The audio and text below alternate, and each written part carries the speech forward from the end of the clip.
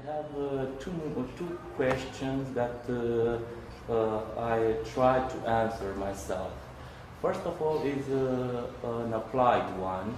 How do we deal with the theory of property rights in family, the relationship between parents and child? For example, me as a father,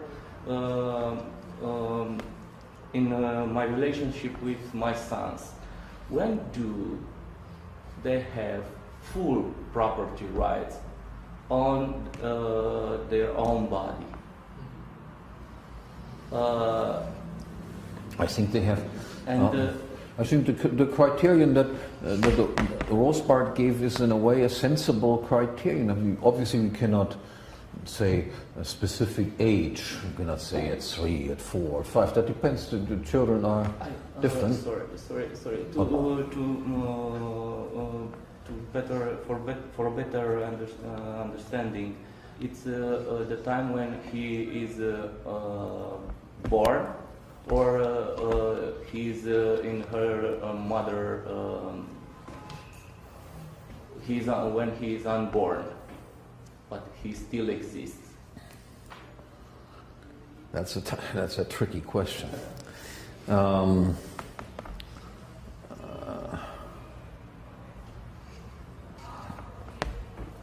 I do think that regardless of what your position is on should abortion be permitted or should it not be permitted, it can never be an issue that is an issue for the state. It can only be an issue for those parties that are directly involved. That is, the mother and maybe the father and maybe the grandparents and so forth. So it would have to be regarded as a family matter that should be disputed and decided within the family. To have a state law saying abortion is all right or saying that abortion is not all right, I think I would be opposed to any of these solutions.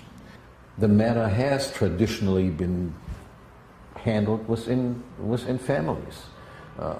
Pressure is generated on the woman to either not abort or to abort, and their decision, whatever the decision they come to, should be respected because it has been made by those people who are directly or indirectly affected by it. That would be my position on this.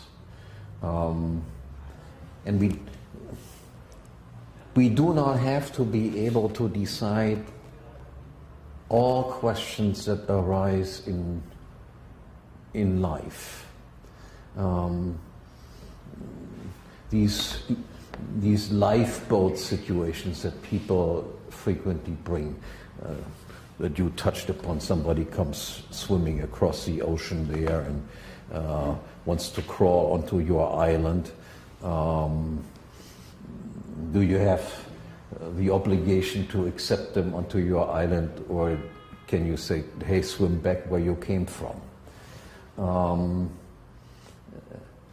Yes, a person might have the right to say, swim back where you came from, but the consequences might be quite drastic. He might not be punished, but a person like this can be ostracized.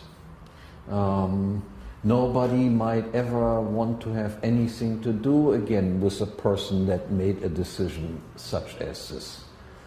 On the other hand, it might be an arch enemy who has previously killed my father, my mother, and now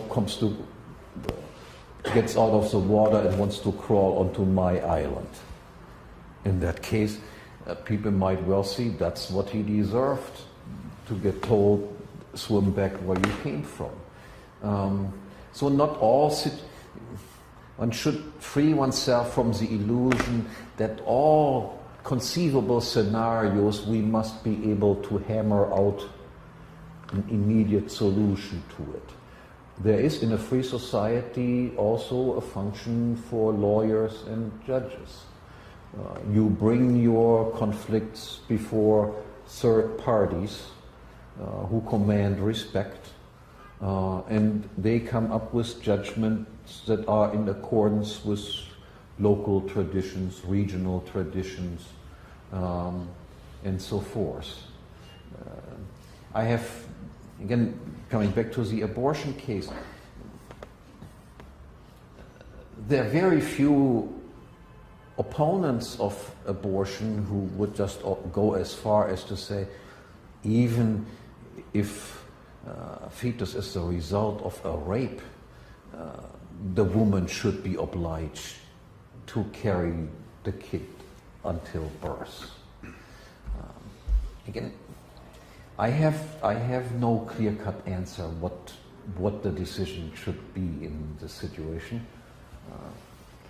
This is something for family courts, family councils, and so forth to decide, but it is certainly nothing that should be a matter of state policy.